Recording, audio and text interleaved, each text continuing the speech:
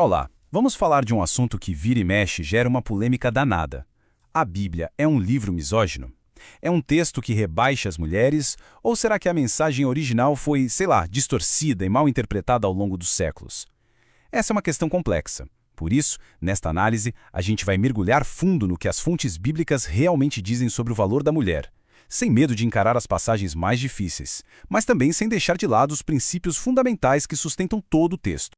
E aqui está o centro de tudo, né? De um lado, tem gente que acusa a Bíblia de ser a base para muita opressão feminina ao longo da história. Do outro, uma defesa forte de que essas acusações vêm de uma leitura, assim, bem superficial, que não considera o contexto, a cultura da época e principalmente a mensagem central da coisa toda. E tem quem vá até além, dizendo que essas leituras são, na verdade, uma tentativa de usar um tema legítimo para atacar a fé cristã. Para a gente entender de onde vem essa tensão toda, vamos direto para uma das histórias mais pesadas e brutais da Bíblia. Fica lá no livro de Juízes e fala de um levita e sua concubina, que na época era como uma esposa de segundo escalão. É uma história chocante, daquelas que, se você ler sem contexto, parece que dá toda a razão para quem diz que o texto é problemático. Pois é, essa história terrível é muitas vezes usada como a prova final. Tá vendo? A Bíblia desvaloriza as mulheres. Mas quando a gente olha mais de perto para as fontes e para a análise teológica, percebe que a narrativa funciona de um jeito bem diferente. Não como uma aprovação, mas como uma denúncia, um grito de alerta. E a chave para entender isso tudo está toda no contexto do livro. A chave é essa frase aqui. Ela se repete várias e várias vezes, como um refrão mesmo, ao longo de todo o livro de Juízes. Para os estudiosos, isso não é uma coincidência. É o jeito do autor dizer, olha o caos que se instala quando não há um padrão moral, quando cada um decide por si só o que é certo e errado. A história do levita, então, não é um exemplo a ser seguido, mas o ponto mais baixo dessa degradação moral e espiritual. É o retrato do horror. Ok, então se a violência em Juízes é o retrato do caos, do que deu errado, qual seria o ideal? O que era para ser? Para descobrir isso, as fontes nos convidam a voltar lá para o comecinho de tudo, para o fundamento que foi estabelecido no Gênesis.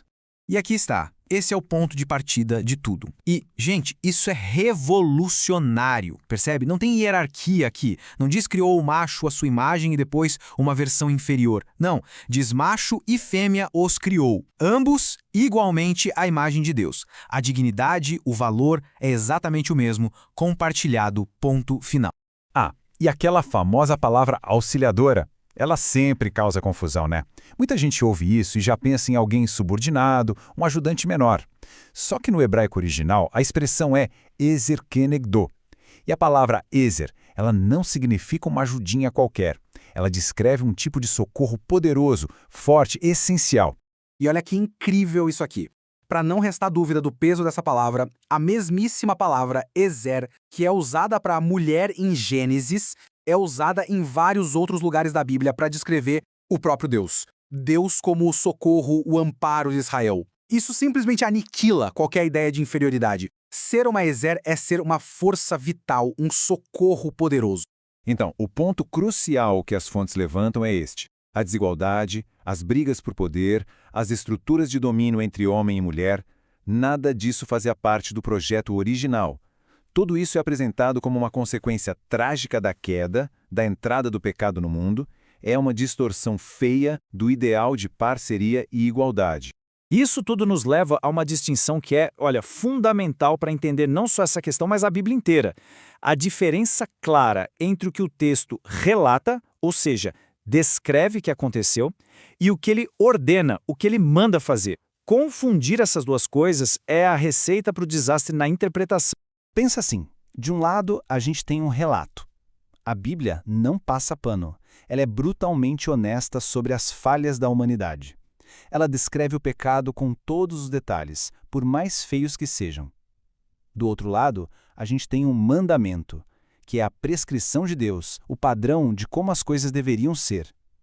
Um é o diagnóstico da doença, o outro é a receita do remédio. A história lá do levita em Juízes é o exemplo perfeito de um relato. O texto não está, de forma alguma, dizendo, olha que legal, façam isso.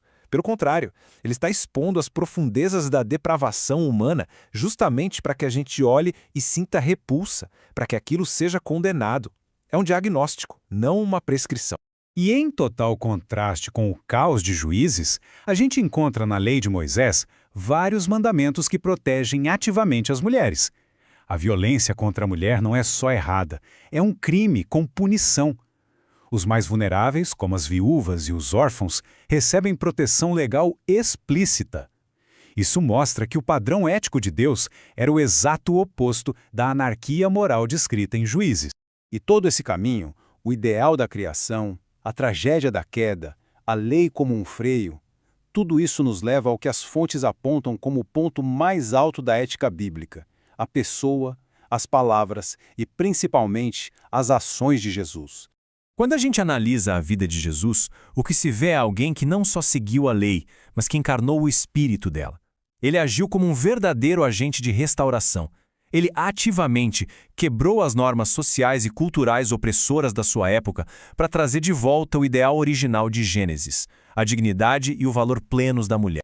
E as atitudes dele foram, para a época, absolutamente radicais. Primeiro, ele incluiu mulheres no seu círculo íntimo de discípulos, algo impensável para um rabi daquele tempo. Segundo, ele tinha conversas teológicas profundas e respeitosas com mulheres que a sociedade marginalizava, como mulher samaritana. E terceiro, o mais chocante de todos, ele confiou às mulheres a tarefa de serem as primeiríssimas testemunhas da sua ressurreição, a notícia mais importante da história, num tempo em que o testemunho de uma mulher nem valia num tribunal. Isso é uau! Então, quando a gente junta todas essas peças do quebra-cabeça, sabe? O ideal da criação, a diferença entre relato e mandamento, as leis de proteção e, finalmente, o exemplo de Cristo, uma imagem muito, mas muito diferente daquela acusação de misoginia começa a se formar. E não dá para esquecer que a própria Bíblia hebraica está cheia de mulheres em posições de liderança e autoridades gigantescas. Débora, que foi juíza, líder militar e profetisa, basicamente ela governou Israel. Ulda, uma profetisa tão respeitada que reis a consultavam. Esther, que arriscou tudo e salvou seu povo do genocídio. Esses exemplos simplesmente não caberiam num livro que fosse, na sua essência, misógino. Então, a conclusão que as fontes apresentam é que a grande história da Bíblia não é sobre opressão, mas sobre redenção. É uma história que expõe o pecado humano para julgá-lo, mas que sempre aponta para um caminho de restauração. Um caminho para voltar àquele ideal original de dignidade e igualdade. Um ideal que, segundo a fé cristã, se realiza plenamente na ética de Jesus.